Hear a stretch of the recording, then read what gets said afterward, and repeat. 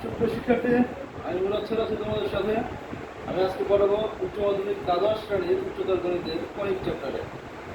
আর conic চ্যাপ্টারের সম্পর্কে basic ধারণা আগে দেওয়া আছে, সেই ক্লাসটা তোমরা দেখে নেবেন।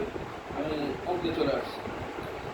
আজকের অঙ্কে ছিল খুব ইম্পর্টেন্ট অঙ্কে ছিল যে Y square is equal to 8x, একটা ইকুয়েশন দেওয়া ছিল এবং এখানে দেওয়া ছিল একটা ফোকাস দূরত্ব। এই ফোকাস দূরত্বটা বিষয়টাকে আমার জানতে হবে।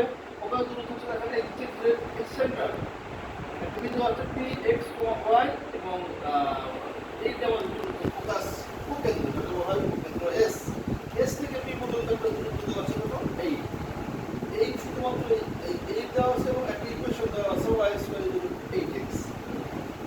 তো আমরা ধরে নিচ্ছি পরাবিত্যস্ত বিন্দু পি এক্স এর ফোকাস দূরত্ব এস। এই একটা বিন্দু আছে, এই বিন্দু x, y এই দূরত্ব হচ্ছে আমাদের 8। তো এই সমীকরণকে যদি y square equal to 4x এর সাথে তুলনা করি তাহলে y স্কয়ার ইকুয়াল টু কি পাবো 8x। এই x এর সাথে তুলনা করলে পাবো কি 4 গুণ 8, সো এর মান হচ্ছে 2। আর এটা একটু খেয়াল করে, এখানে খুব ইম্পর্টেন্ট বিষয় হচ্ছে এই এটা হচ্ছে এই s এর যে দূরত্ব s এর একই দূরত্ব, এই s যতটুকু দূরত্ব z এর একই দূরত্ব, অর্থাৎ s সমান z। এটা খুব ইম্পর্টেন্ট বিষয়। এটা হচ্ছে এমন একটা মধ্যবিন্দু s এবং z। sটা কি? s হচ্ছে উপকেন্দ্র আর a হচ্ছে শীর্ষবিন্দু আর z হচ্ছে নেব রেখার অক্ষরেখার ছেদবিন্দু।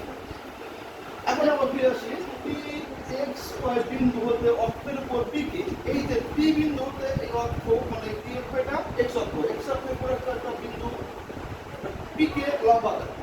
এই লম্বটা এখন লম্ব থেকে আমরা কি পাচ্ছি? লম্ব থেকে কি পাবো আমরা? যে পরাবৃত্তের সংখ্যা অনুযায়ী পাই SP ইকুয়াল টু MP। এখন এই যে M আর P, MP থেকে কি পাবো? Z এবং K, এই দুটো দূরত্ব হচ্ছে পরস্পর সমান। তাহলে কি পাবো? MP equal ZK। এই ZK সমান কি পাবো আমরা? এই AZ আর AK, AZ আর AK। SP সমান স্বাভাবিকভাবে আমরা পাচ্ছি কত? SP সমান দূরত্ব এই, আর AZ সমান হচ্ছে A, AK সমান হচ্ছে আমাদের X। AZ সমান এই কোথায়? AZ এত দূরত্ব হচ্ছে আমাদের A।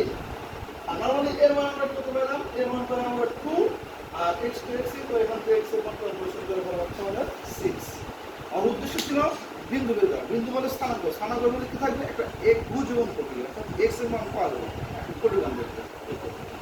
কোটিমানটা কি করে করতে হবে? এই x এর মান 6টা এই ইকুয়েশনে যাবে, বসা দিতে হবে 6 * 48, তার 48 তার পরিশোধ করে y মান প্লাস মাইনাস 4 সুতরাং আমাদের ডান দিকে রেজাল্ট হচ্ছে কি